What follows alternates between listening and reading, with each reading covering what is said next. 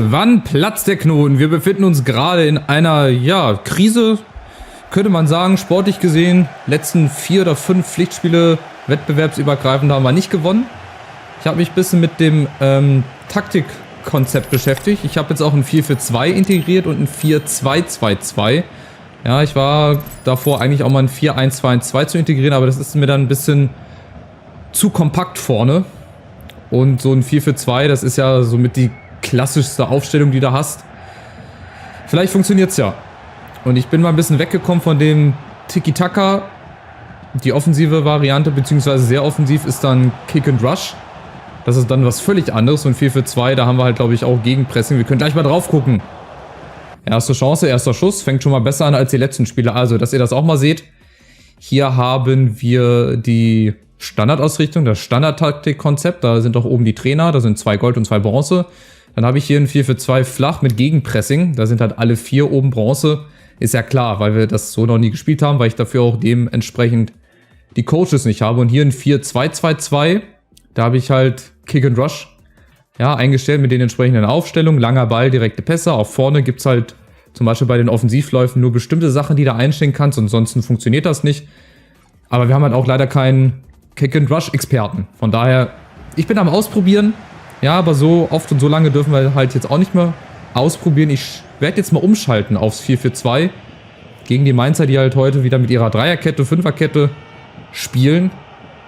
Also von Beginn an war es eine Dreierkette, ein 3-4-2-1, glaube ich. Und dann wird es halt eine Fünferkette wahrscheinlich. Einfach mal was komplett anderes. Mal gucken, vielleicht nützt es ja, vielleicht hilft es ja was, vielleicht auch nicht. Aber im Endeffekt, was gibt es jetzt? Freistoß? Oh, Freistoß für Mainz. Im Endeffekt ist die Aufstellung auch egal. Wenn du scheiße spielst, dann kannst du auch noch 10-mal die Aufstellung umstellen. Oder wenn das Spiel irgendwas gegen dich hat.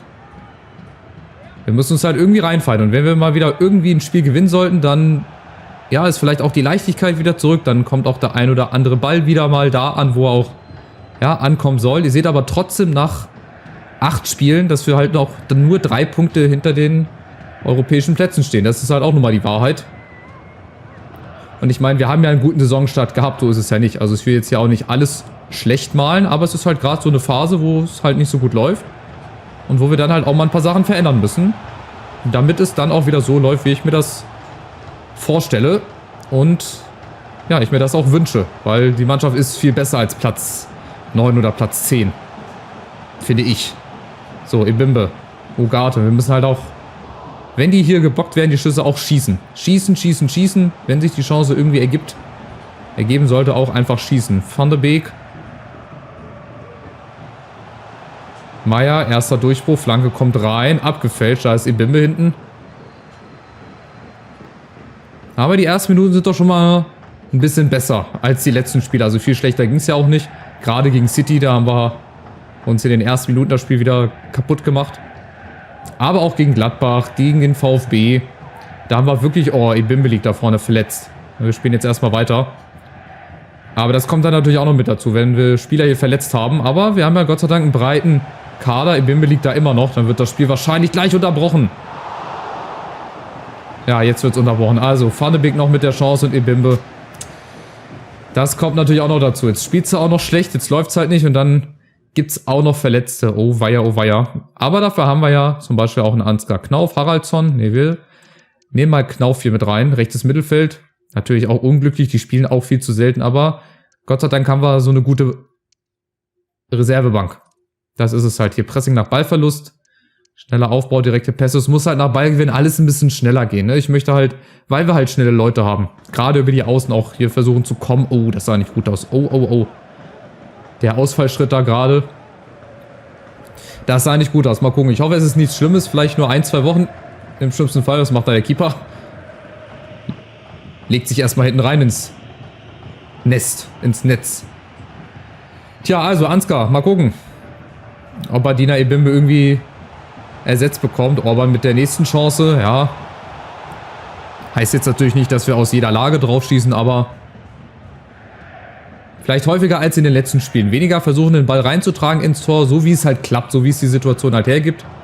Aber ich muss sagen, so die ersten 25 Minuten, die sehen schon wesentlich besser aus. Letzten 5 Minuten über 90% Ballbesitz.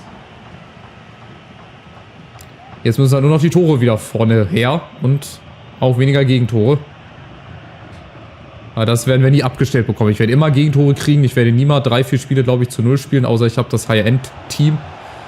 Dann vielleicht, aber aufgepasst. Mainz kommt über Cervi. Robin Koch ist dazwischen. Ja, sehr schön. Und jetzt die Idee, schnell umzuschalten über die Außen. Jawohl, jetzt warten wir mal, bis Ansgar Knauf hinterläuft. So ist es. Gegen Hanke Olsen. So habe ich mir das vorgestellt. Und es läuft. Und Knauf macht's alleine. Nee, spielen wir rüber. Oder nach hinten auf Orban. Aber ich wollte eigentlich auf Mamouche. Aber ganz eigentlich hätte ich den auch selber schießen müssen. Mit Ansgar Knauf. Das ist es halt. Wir machen es in der letzten Zeit uns zu schwer. Weil wir zu kompliziert spielen. Jetzt haben wir natürlich keinen Kopfballstarken, aber Orban kommt trotzdem ran. Da wäre halt jetzt ein Sascha Kalajdzic zum Beispiel ganz gut.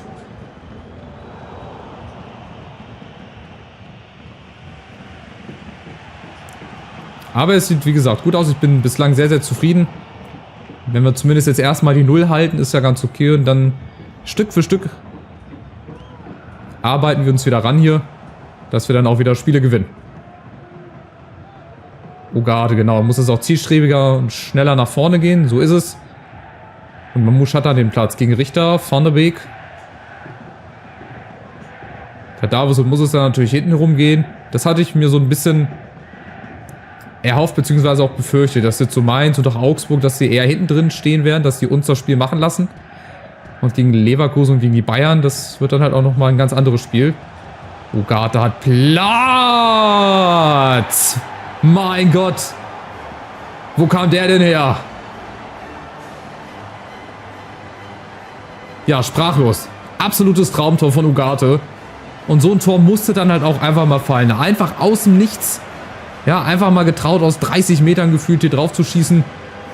Hier, und dann hatten wir auch den Platz. Wir könnten natürlich jetzt auch durchstecken auf Orban oder auf Götze. Da war natürlich die Lücke da, aber warum nicht Ugarte? Und es sah so schön aus. Perfekt. Und endlich mal wieder eine Führung. 1-0. Das zweite Tor von Ugarte. Und das ist halt das, was wir auch mal gebraucht haben. Eine Führung vor der Pause. Ich werde natürlich auch ein bisschen umstellen. Ich werde wahrscheinlich dann auch einen Kopfballstarken reinbringen. Kalajdzic also. Aber das könnte jetzt so ein Brustlöser sein. Ihr seht, wir sind schon wieder vorne. Überfallartiger Angriff. Kriegt Meier den? Ja, kriegt er. Komm. Weiter geht's. Orban mal alleine. Auch aus größerer Distanz. Ball ist noch heiß. Ein Dauerdruck jetzt hier. Cardiolo. Und jetzt kommt Van de Beek, ja. Auf den Spuren von Gift Orban. Letzte Saison gegen Bayern. Also ist die beste Halbzeit seit 5 Spielen. War auch nicht schwer, ehrlich gesagt. Aber es klappt. Zumindest jetzt mal. 7 Schüsse, über 70% Ballbesitz. Sehr, sehr dominantes Spiel. Und es geht ja auch. Wir können es ja auch. Wir müssen halt jetzt nur mal gucken, ne, wenn wir hier dauerhaft Pressing spielen, ist natürlich auch klar, dass irgendwann auch die Kraft ein bisschen nachlässt. Das ist auch klar. Aber ich nehme jetzt vorne Götze raus. Bringen wir einen Kopfballstarken rein. Kalajdzic, Orban. Das können wir so lassen. Ja, Miretti vielleicht für Van de Beek.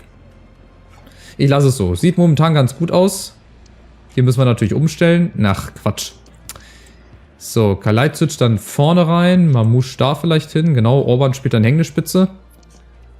Und hier ist Ugarte, zentrales Mittelfeld. Das mag er wohl nicht so gerne. Linker Flügel, aha, das klappt, okay. Und hier, was ist es hier? Rechtes zentrales Mittelfeld? Naja, aber es ist ja zentrales Mittelfeld. Warum? Naja, egal. Dann halt nicht, dann behalt deine -1. So, weiter geht's. Bitte nochmal genauso. Nochmal ein zweites Tor nachlegen und hinten auch bitte die 0 halten. Damit wir endlich mal wieder ein Erfolgserlebnis haben. Dann lassen sich die nächsten Spiele auch vielleicht ein bisschen leichter angehen, ein bisschen leichter spielen. Ist jetzt so die Vermutung. Aber es klappt heute auf jeden Fall. Um Gottes Willen, wir haben ja so viel Platz. Und jetzt Orban. Wichtig, ganz wichtig. Direkt nach der Pause hier ein zweites Ding nachzulegen. Aber wie viel Platz hatten wir denn, bitteschön? Aber offensichtlich funktioniert das. Dieses 4-4-2, dass die Spieler in der Fünferkette dann auseinandergezogen werden. Aber ist ja Wahnsinn. Schau mal, da ist ja überhaupt gar keiner. So ging es uns in den letzten Spielen.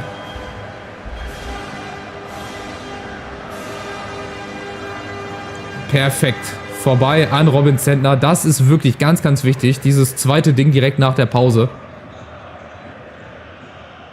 Und Und jetzt dürfte es bei uns auch ein bisschen leichter von der Hand gehen, ein bisschen befreiter. Aber man muss auch sagen, dass Mainz ein willkommener Aufbaugegner ist. Also sonst ist die Eintracht ja immer Aufbaugegner für die anderen. Jetzt haben wir Gott sei Dank mal einen Aufbaugegner. Und das haben wir gebraucht. So, so wichtig. Ja, abseits, schade. Ja, aber jetzt ist halt die Frage, wer hält sie das bei? Was ist dann im nächsten Spiel? Das ist halt auch das Interessante. Ja, jetzt daraus mal eine Lehre zu ziehen oder ja, irgendwie ein Ergebnis zu bekommen. Also ich meine, ich hatte ja was vor, ich habe ja die Aufstellung umgestellt und so weiter. Das Konzept, wenn das jetzt über die nächsten Spieltage klappen sollte, dann klar behalte ich das natürlich. Never change a winning system, würde ich sagen. Ja, Orban, genau, jetzt warten wir erstmal. Guck mal, wir kriegen auch keine Gegenwehr. Mamouche, ach schade, Kalajdzic, nächstes Heimspiel gegen die Bayern. Chance zur Revanche früh in der Saison, nach der 1-0-Niederlage in der Liga. Da ist auf jeden Fall, wenn wir so spielen, wenn wir das so hinkriegen, natürlich auch einiges möglich. Aber es ist noch nicht vorbei hier, pass auf. Mainz, Korn, Pacho ist da so und wieder die Chance. Dadurch, dass wir halt vorne 2 haben, haben wir auch mal mehr Anspielstationen als immer nur, ja, ein oder vielleicht auch gar keinen in 4-2-3-1. Kalajdzic, oh, der mit seinen Giraffenbeinen da, ey. Und natürlich alle hier in die Defensive. Aber es funktioniert gerade heute nach Ballgewinn richtig, richtig gut. Orban, gut, den kriegen wir jetzt leider nicht. Aber dass wir dann direkt auch immer Anspielstationen auf der Außen haben. Das hat uns auch vielleicht in letzter Zeit häufiger mal gefehlt. Guardiolo, Achtung, Flanke kommt und da ist Ajorg. Und das kommt natürlich auch mit dazu. Also du kannst auch nicht alles verteidigen. Eigentlich stehen wir gut. Gute Flanke. Pacho kommt ein bisschen zu spät und Ajorg ist halt auch mit fast 2 Metern, glaube ich. Ne? Oder ist er sogar 2 Meter? Auch ein willkommener Kopfballspieler. Nun gut, 2-1. Also es wird nochmal ein bisschen hitziger. Aber ich bleibe weiterhin hier bei dem 4-4-2. Es hat halt echt gut funktioniert. Die Mainzer bleiben weiterhin bei ihrer Dreierkette. Ja, sieht nach einer Dreierkette aus. Böses Foul. An Van de Beek muss auch mal eine Karte zeigen. Ich meine, ein Spieler ist schon verletzt. Muss auch mal eine Karte zeigen für Nebel. Da war ihm wohl die Sicht versperrt oder was? Hat er den Gegner nicht gesehen? Einfach blind von hinten rein.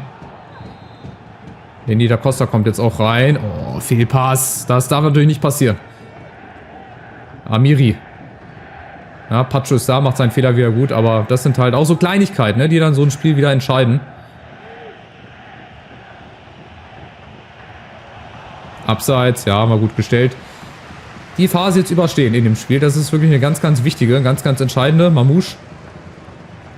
Wenn wir jetzt hier beispielsweise das dritte Ding machen, dann war es das. Schon gefühlsmäßig, aber halt auch noch nicht. Guardiolo, Knauf, nee, keine Abseits. So, und Kalajdzic in der Mitte positionieren, da ist er.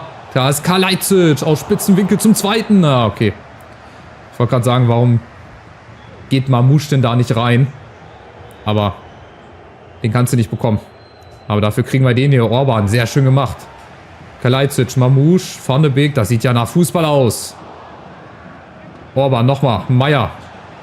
In der Mitte ist Kalajdzic. Ja, da muss er eigentlich hin. Vielleicht muss ich auch nochmal so ein bisschen nachjustieren. Vielleicht einfach beide vorne bleiben. Hier Zentrale orientieren.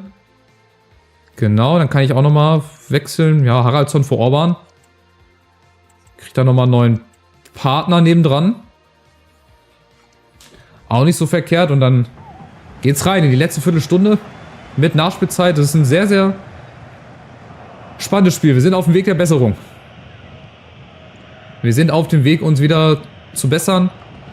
Zumindest mal von den Erfolgen her, von den Ergebnissen her. Spielerisch war das bestimmt auch noch nicht wieder alles Gold, was glänzt. Aber in der Phase geht es nicht darum, schön zu spielen. Sage ich euch, wie es ist. Da geht es einfach darum, mal ein paar Punkte zu holen. Und das andere kommt dann auch von alleine. Anke Olsen gegen Mamouche. Ja, schade, wir sind immer ganz kurz davor. Jetzt haben wir ihn. Sehr gut. Schöne Balleroberung. Und jetzt die letzte Aktion wahrscheinlich von Orban. Oh, Kalajdzic. Hat er seine Beine im Griff? Die hat er im Griff. Und das ist die Entscheidung. Da gehe ich jetzt einfach mal von aus. Und Kalajdzic 57 Tempo. Aber auch wir können uns den Ball weit vorlegen. Und wir machen dann auch endlich mal aus so Situationen ein Tor. Und das eventuell ist der Brustlöser. Endlich mal wieder ein Sieg. Nach 5 Pflichtspielen ohne Sieg. Ein paar Unentschieden, unnötige Niederlagen. Auch herbe Niederlagen. Also gerade das gegen Gladbach hat mich schon sehr genervt dann am Ende, aber gegen City halt auch. Aber das war verkraftbarer, sage ich mal, weil wir da halt auch chancenlos waren. Gegen die Bayern im Pokal bin ich mal sehr, sehr gespannt, wie wir uns dann da präsentieren. Mit der Formation, die behalte ich jetzt natürlich erstmal. Also dieses 4-4-2 hat sich jetzt für heute erstmal bewährt. Gucken gegen Bayern, die werden natürlich nicht mit einer Dreierkette spielen. Da müssen wir vielleicht wieder ein bisschen umstellen, ein bisschen anders spielen. Aber Achtung, Spiel ist doch noch nicht vorbei. Latte und Resté. Spiel ist doch hier noch nicht vorbei. Mainzer setzen nochmal alles auf eine Karte. Haben sogar den Keeper mit vorne. Aha, da winkt auch ein Keeper-Tor. Resté. Kommt er dahin? Ja, komm. Und jetzt schneller Abstoß. Mal gucken, ob er es soweit schafft. Wahrscheinlich nicht. Ah, jetzt schießen wir auch noch unseren Mann an. Schade. Da war die Chance auf ein Torwarttor. Sehr groß, aber auch so groß leider die Enttäuschung. So, nochmal ein Freistoß. Quartes, der Innenverteidiger. Okay, der schießt mit voller Wucht. Geklärt. Na, kriegt den Resté, ja. Nochmal zum Eckball, aber das wird reichen. So, nochmal. Nächste Chance, Resté, wenn er den jetzt abfängt. Ich gehe schon mal wieder hier nach vorne. Aber er will nicht. Oh, jetzt. William Pacho holt sich den Ball und jetzt. Das Tor ist frei. Komm, Mamouche. Robin Zentner rennt zurück. Ist er denn schnell genug? Mamouche schießt aus 40 Metern hinein ins Tor. Jawohl. Auch so ein Ding darf natürlich nicht fehlen. Mainz spielt all in. Und verliert alles. Mamouche über 40 Meter, 45 Meter hinein. Das ist gar nicht so einfach. Aber der Ball kullert und kullert und kullert. Ich meine, Zentner wurde ja auf einmal blitzschnell. Ist ja Wahnsinn. Das Tor ist leer. Schade, hätten wir jetzt Gacinovic gehabt, wäre ich bis ins Tor reingelaufen. Aber egal, wir haben ein wildes Spiel gesehen. Und endlich mal wieder ein Sieg. Mit 4 Toren, da melden wir uns zurück aus der Krise. Wissen wir natürlich erst nach 2, 3 Spielen. Vielleicht war das auch nur ein Ausrutscher heute. Ich weiß es nicht. Auf jeden Fall schön, dass wir das Spiel mal wieder als Sieger beenden. Dortmund gewinnt, die Bayern gewinnen auch. Aber in den Regionen halten wir uns jetzt zurzeit gar nicht auf. Noch nicht. Mal gucken. Vielleicht, wenn wir jetzt so eine kleine Serie starten. Das ist halt jetzt das Spannende. Oh Gott, ich hab's befürchtet. Ebimbe hat einen Kreuzbandriss. 7 Monate. Das ist das Saison aus. Also, Saison aus für Ebimbe. Ganz, ganz bittere Kiste. Eieieiei. Okay. Also, haben wir leider ja ein bisschen, wie sagt man, ein bisschen Schwund ist immer. Wir haben leider auch eine Hypothek, die wir jetzt durch die ganze Saison tragen müssen. Ebimbe verletzt. Das ist natürlich bitter. Schade. Also, dann müssen wir da noch für Ersatz sorgen. Ganz klare Sache. Jetzt ist die Frage, ob wir Haraldsson einfach mal ins kalte Wasser werfen. Der kann da spielen. Ja, Mamouche und Götze müssen die Plätze tauschen. Gut, also Haraldsson jetzt ab sofort der Ersatz für Ebimbe. Und Buta auf die Bank, würde ich sagen. Am Ende haben wir auch noch, wo ich das jetzt hier gerade sehe, Gebur, Miller, auch noch ein Kunku. Also wir haben noch ein bisschen was in der Reserve. Gegenpressing, Kick and Rush. Hat sich das ja auch alles soweit bewährt. Die spielen alle da, wo sie spielen sollen, ja. Aber das ist natürlich schade. Ebimbe, klar, war auch eine der unglücklicheren jetzt in den letzten Spielen, aber das ist natürlich schade. Aber gut, wir werden es hinkriegen. Vielleicht holen wir doch nochmal Ersatz oder müssen sogar Ersatz holen. Oder vielleicht ist Haraldsson so gut, dass es auch ohne Ersatz klappt. Das müssen wir jetzt erstmal schauen. Das ist auch eine weitere Herausforderung, die wir auch irgendwie meistern werden. Auf jeden Fall. So, hier bleibt Haraldsson dann hängende Spitze, weil Knauf auf der Außen ist. Das ist alles soweit okay. So, jetzt halt die Frage, was machst du gegen Bayern? Was machst du gegen Bayern? Ob du mit der ja gut, mit der Formation wird das nicht gehen. Müssen wir ein bisschen vorspulen. Dann sind sie vielleicht noch etwas fitter, aber so fit auch nicht. Also wir brauchen auf jeden Fall links. Für Van de Beek könnte Rode zum Beispiel spielen. Innenverteidigung, das könnte ich probieren mit Nagalo und Tuta. Und ansonsten vorne vielleicht noch Larsen rein. Also wir werden auch wieder eine schlagfertige Truppe haben. Das ist ganz klar. Ist das hier bei der B11? Muss ich jetzt auch mal gucken. Sind die Formationen so geblieben? Ja gut, 4-2-3-1. Das muss ich dann auch nochmal umstellen. Aber wichtig war mir erstmal bei der Hauptmannschaft, dass ich das da hinkriege, die Strategie zu verändern. So, jetzt kann ich ja gucken. Wiki-Taka, das war bei der B11, ne? Profi-Auswirkungen. Ich muss natürlich auch die andere Formation nehmen. Was haben wir denn hier? Warte mal, B11. Ne, das haben wir hier, ne? Genau. Taktikvorlagen, Teamstrategie. So, ob ich da noch mal vielleicht ein paar Trainer verpflichte? Müsste ich ja eigentlich, ne? Coachverwaltung. Wissen Neuling. Mal gucken, vielleicht gibt es da auch noch einen anderen im Bereich Gold. Mal gucken. Wo haben wir hier die Formation? Ne, bislang alles nur Silber. Hier auch, aber die können sich ja dahin entwickeln. Warum nicht? Verpflichten wir einfach mal den. Fürs Mittelfeld, für die Abwehr. Was brauchen wir denn am meisten? Mach ich mal die Abwehr hier rein. So, Schmidt, Silber, Bronze, Silber. Fachkraft und daran wird er sich halt noch gewöhnen. Die müssen halt auch lernen. Die Coaches. Also, wir sind wieder zurück. Wir sind wieder da. Die SGE ist wieder da, wie es so schön heißt. Hier haben wir schon ein paar Ergebnisse. Ingolstadt wirft Freiburg raus. Okay, Überraschung. Schalke gewinnt gegen Dortmund. Oh, weia. Augsburg gegen Kiel. Okay, Halle verliert gegen Mainz. Vielleicht gibt es ja auch noch die ein oder andere Überraschung. Aber ihr seht, wir sind wieder Sechster. Als wäre nichts gewesen. Als hätte es diese 5 Spiele gar nicht gegeben. Wir sind auf Tuchfühlung auch mit Wolfsburg. Wir müssen ja mindestens Vierter werden. Ja, das ist unser Ziel. Also nicht vergessen, das nicht aus den Augen verlieren. Also, mal gucken, wie es gegen Bayern klappt. Wenn es euch gefallen hat, lasst gerne einen Daumen nach oben da. Schaut gerne die anderen Videos, die gleich in der Endcard verlinkt werden. Und dann sehen wir uns wieder zum Achtelfinale gegen die Bayern. Macht's gut. Ciao, ciao.